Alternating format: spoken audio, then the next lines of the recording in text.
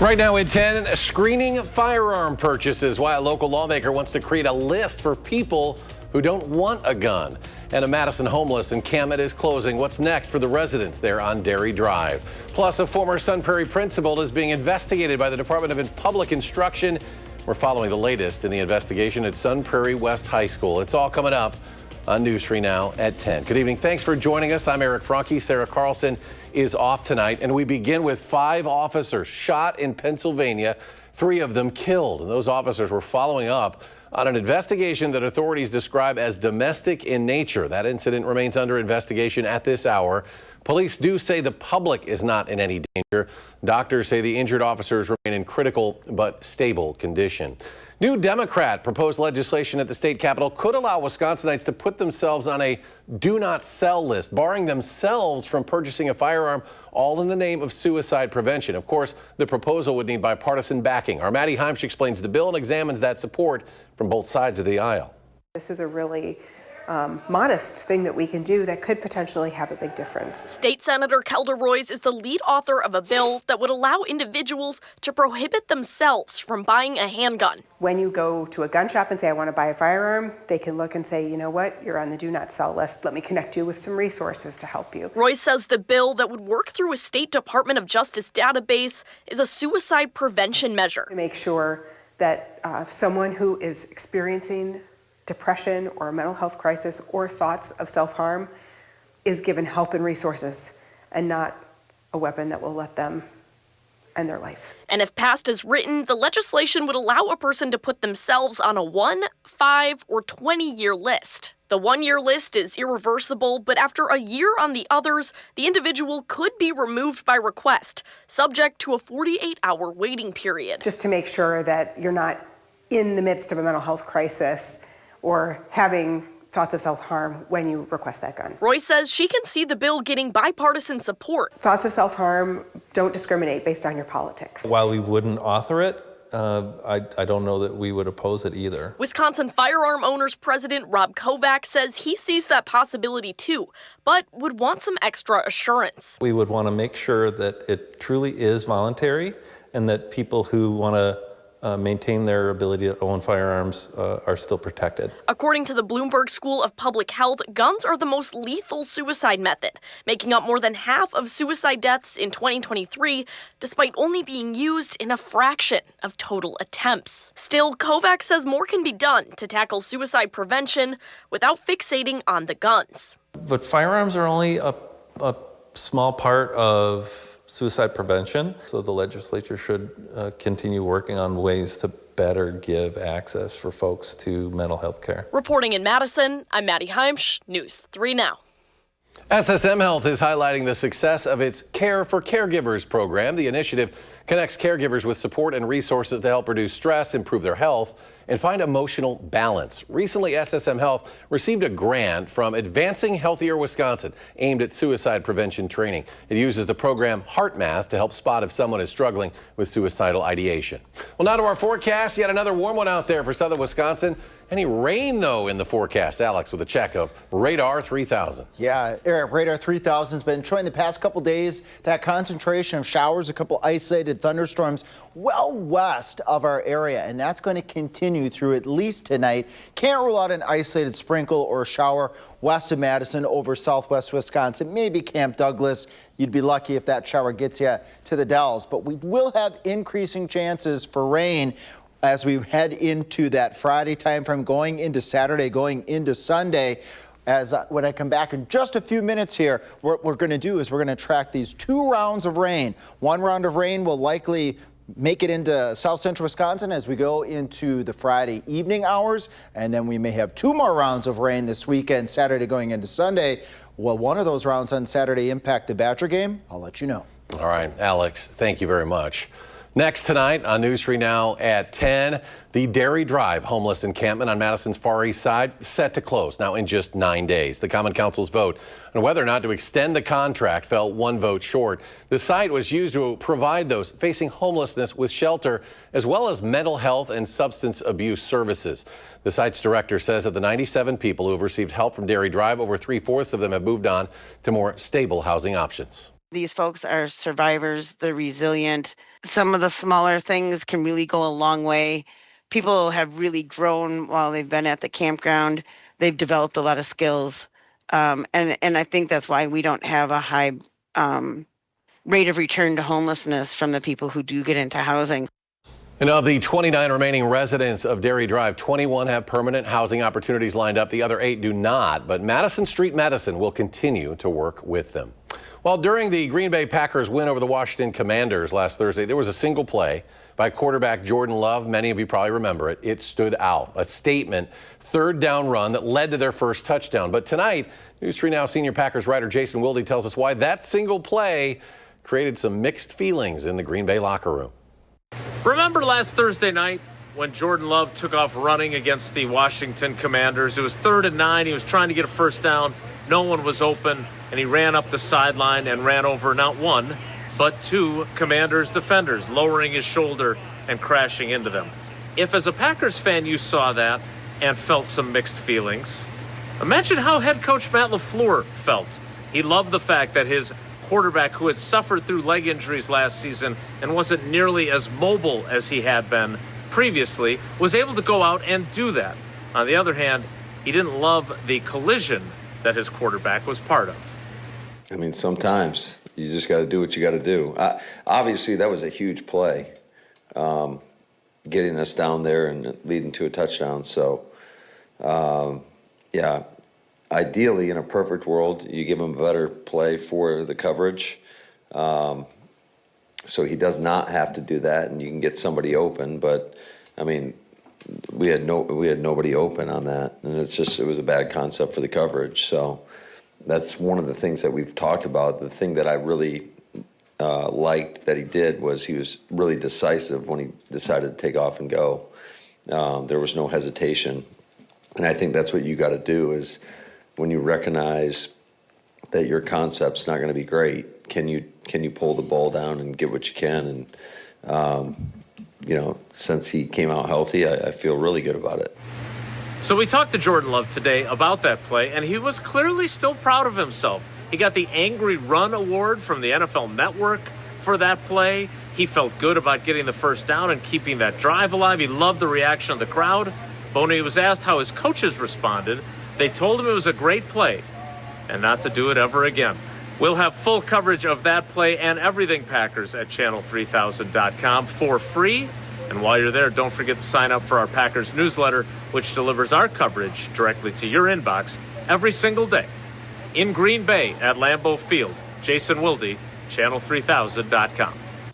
Jason, thank you. And again, the Packers are on the road this weekend, heading to Cleveland. Kickoff of that game against the Browns set for noon on Sunday. Next tonight at 10, ABC has pulled the plug, at least for now, on Jimmy Kimmel Live. It comes after a controversy over his monologue on Monday night, where Kimmel suggested that Charlie Kirk's alleged killer might have been a pro-Trump Republican.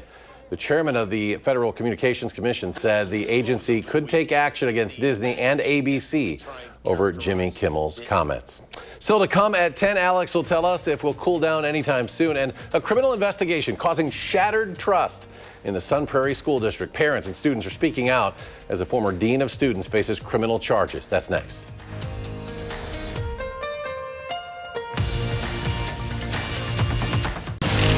You're watching News 3 Now at 10. Now to a story that we have been following for months. The former dean of students at Sun Prairie West High School facing felony charges after being accused of having sexual relationships with students. Since police arrested Robert Gilkey Meisegeier, there have been a number of resignations, layoffs in the Sun Prairie School District. Our Tanisha Shaw is covering the changes at Sun Prairie and how it's impacting families. This is Emma McKenna. She's a senior at Sun Prairie West. For most of her time at the high school, she's heard rumors about the former dean of students. It was just kind of obvious. Him and the victims would hang out a lot. Those victims are her classmates. With the school district being under investigation, I don't know how to feel. In July, authorities arrested Robert Gilkey Massaguire for 15 felony charges, 13 counts of possession of child pornography, and 2 counts of sexual exploitation of a child. Weeks later, a grand jury indicted Gilkey Massaguire. If he's found guilty, he could face up to 30 years in prison. A criminal complaint says the 30-year-old used his role as the dean of students at Sun Prairie West High School to have sexual encounters with students. All of the rumors that I heard came out to be true. Investigators went through his private files on Snapchat. There, they found nearly 3,000 photos, including more than 100 sexual pictures of what appeared to be underage girls. Some of these photos were taken on a surveillance camera at Sun Prairie West without the girls' knowledge. And that's not it. The 30-page complaint also said that he would exchange alcohol for nudes from students, and he would text girls on social media apps like Instagram and Snapchat. The complaint goes on to accuse staff members at Sun Prairie Area School District of knowing about these incidents in April and not reporting it to police. That's months before authorities arrested Gilkey Massaguire in July. So I have gone to Sun Prairie since before kindergarten, and every single long-term school that I've been to, elementary school, middle school, and high school, has had a child predator in it. In the past 10 years, there have been 3 cases like this in a Sun Prairie school. Authorities sentenced Brett Berryman to 6 years in prison after they found sexual pictures of young girls on Berryman's computer while he worked as a janitor at Royal Oaks in 2015. Sun Prairie resource officer Lamont Crockett admitted to having sex with his mentee in 2016. Right now, he's facing 4 years in prison. And former Prairie View teacher Matthew Quaglari is facing 14 years behind bars after he admitted to filming middle school students in a bathroom in 2022. When I heard the news about Rob, I was not surprised, merely disappointed that this had happened yet again. In my entire time in this district, from kindergarten through 12th grade, there have been sex offenders, violence, and dysfunction in essentially every stage of school that I've attended. Gilkey Massaguire's charges could be described as the straw that broke the camel's back. Since he's been in custody, community members have packed school board meetings, speaking out against the school board and the school district. The community expected this board to react with full regard for the significance of this matter and with complete acknowledgement of accountability.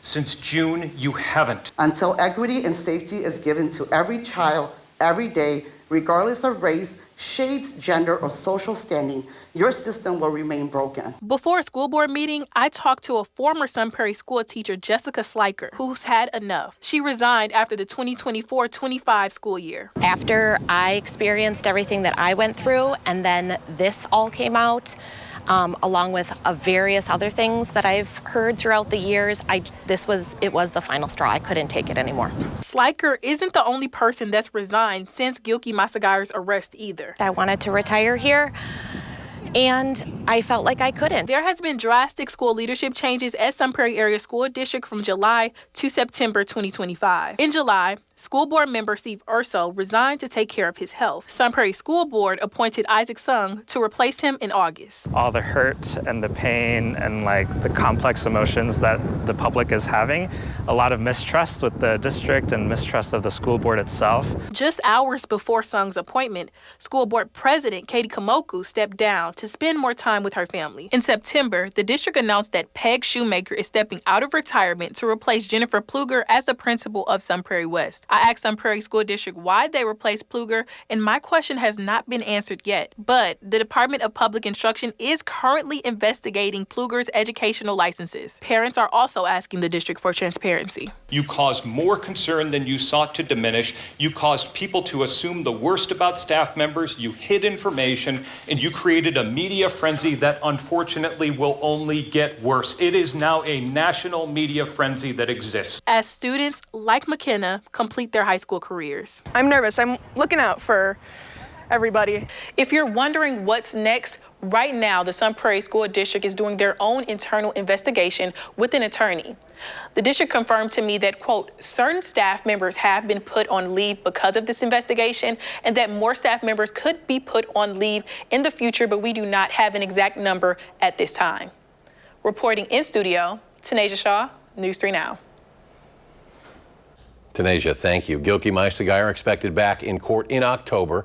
News 3 Now has reached out to the school board and superintendent several times for an interview. Everyone declined except Isaac Sung. It doesn't get much better than an in-state rivalry, but when it comes to Wisconsin and Marquette on the volleyball court, it's been pretty one-sided. Bucky is 10-1 all-time against the Golden Eagles, putting that to the test tonight at Fiserv and showing from the get-go the status quo wasn't going to change. In the first, Charlie Furbringer with the setter dump to take the first set, and in the second it was more of the same. This time it's Mimi Collier flying up high and putting it down on the Eagles for that second set. And in the third, it was more Mimi. She had a match-high 13 kills as the Badgers take it in straight sets. That's their 5th consecutive sweep.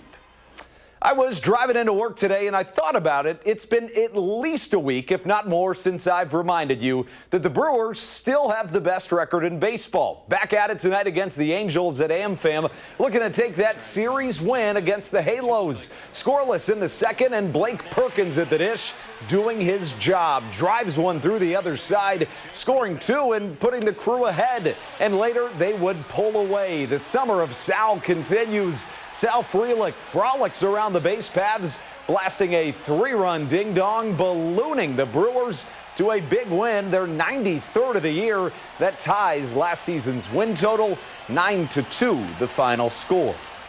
Before the Brewers game yesterday, there was a first pitch that lived up to the hype. Wisconsin men's basketball was in Milwaukee promoting their games in the Cream City this winter. They play Oklahoma at Fiserv in a preseason exhibition to open the season, and Villanova again at Fiserv in December. But how about that first pitch from Greg Gard, heaving one over the heart of the plate for a perfect strike? Well, I got it across the plate and I didn't one-hop it like Mark Tauscher, so you know, that's a long ways, further than you think it is, especially with all those eyes on you. But it's an awesome opportunity to do this. It's my 3rd time doing that, so you know, it means obviously we've got a lot of eyes on us, and people are excited about Badger basketball, and happy to be down here. I mean, how good does it get in this state? You got Packers, Brewers, and Badgers, and Packers and Brewers are obviously doing awesome things, and we're going to try to follow up here this winter. But I don't think winter weather is going to be here too soon. Alex will confirm that next on News 3 Now. Well, finally tonight, an Illinois rescue dog made sure to leave the home well prepared after a house fire. Aurora police officers outside Chicago found the adopted dog in a smoke-filled room, but because he is such a good boy and a smart boy, you can actually see the dog lead the officer through the house directly to his leash. He knows that's the only way he can get out.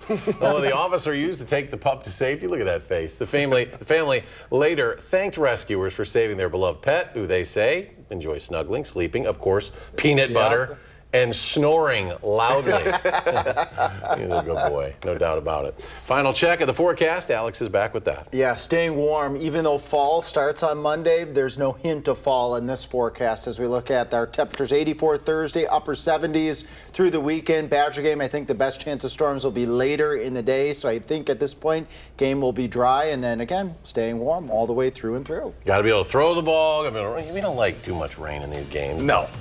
But anyway, be prepared if we have that coming on Saturday, folks. Thanks for joining us for News 3 Now at 10. Colbert's coming your way next. You can always find us streaming 24/7 on Channel 3000+.